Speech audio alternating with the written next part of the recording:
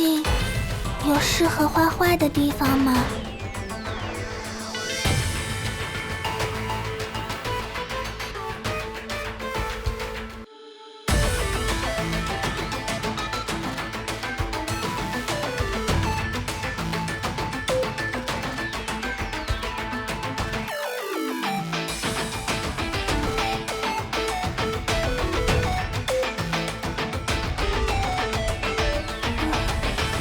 画笔，臣服于我。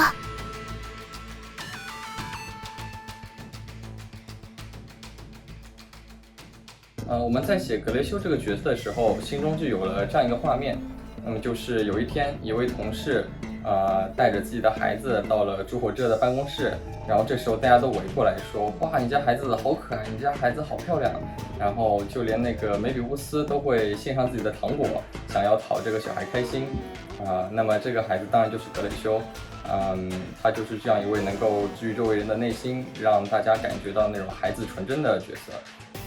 所以朱火哲的大家几乎都是看着格雷修长大的，像他口中的凯文叔叔、梅比乌斯阿姨以及阿波尼亚妈妈，他们在看着格雷修成长的时候，一定也是感触良多。想到画家，在我脑海里第一印象呢，就是戴着小圆帽那种画画的女生的形象。因为这个角色，我们想表现她那种宛如一张白纸的感觉，所以我们没有加特别多的装饰，而是以白裙子和蓝白的点缀为主。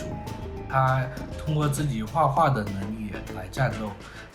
当然一般的这种笔袋其实是承受不了这种力量的，所以我们在想，其实这个笔袋是一个特殊材质去制作的，用来就是封存它的力量，所以用崩坏兽的这种材质去点缀了一下。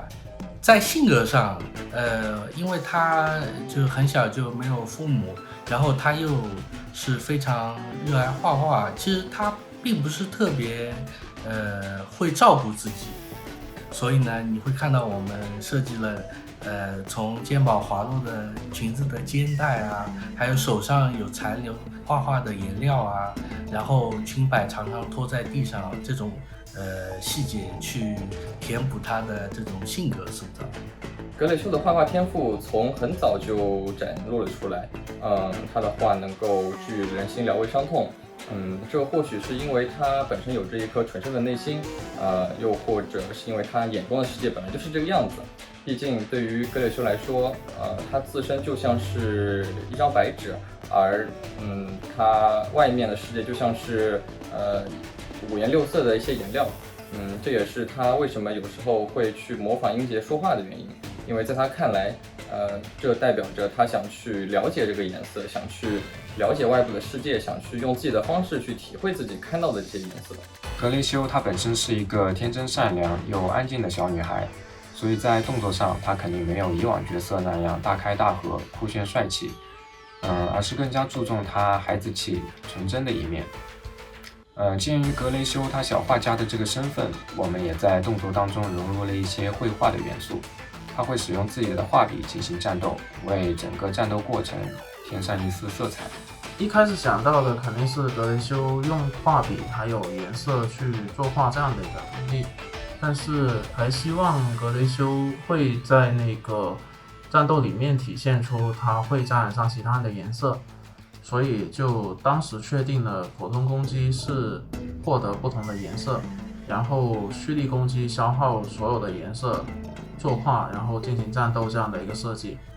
一般小孩子的动作都会比较可爱灵动，但是格雷修呢，他又是一个比较安静内向的性格，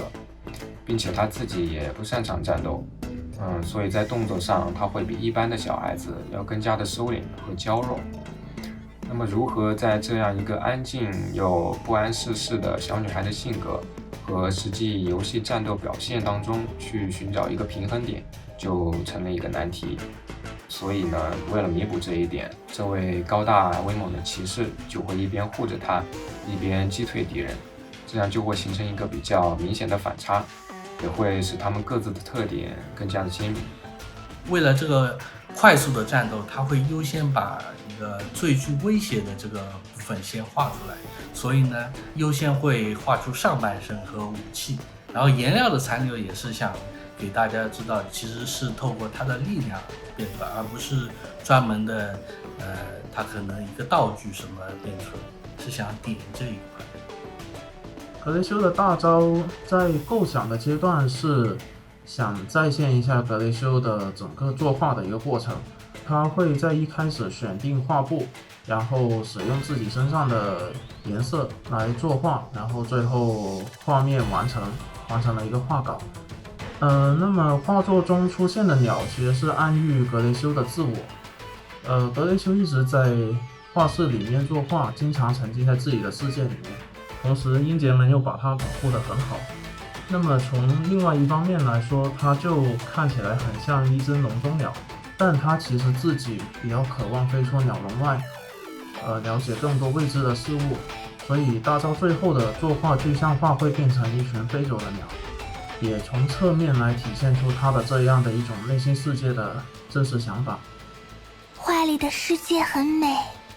希望你能喜欢。